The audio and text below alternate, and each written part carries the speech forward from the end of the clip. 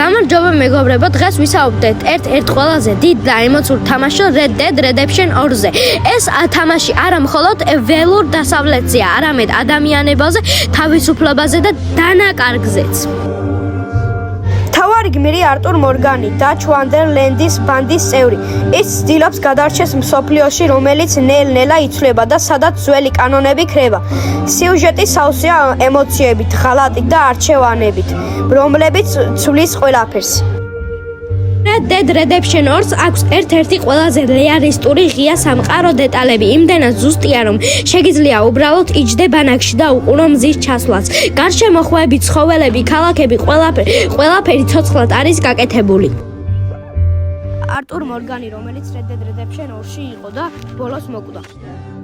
ჯონ მარსტონი, რომელიც Red Dead Redemption 2-ში იცოცხლა და Red Dead Redemption 1-ში მოკვდა.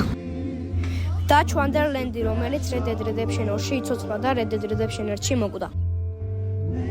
მაიკა ბელი, რომელიც Red Dead Redemption 2-შივე მოკვდა.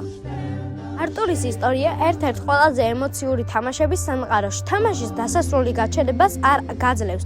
ამ თამაშის მერე ხვდები, რამდენად ძლიერია ერთი პერსონაჟის გზა. თუ ჯერ არ გაგვხსნა თამაშები Red Dead Redemption 2, აუცილებლად სცადე. ეს მხოლოდ თამაში არაა, ეს გამოცდილება.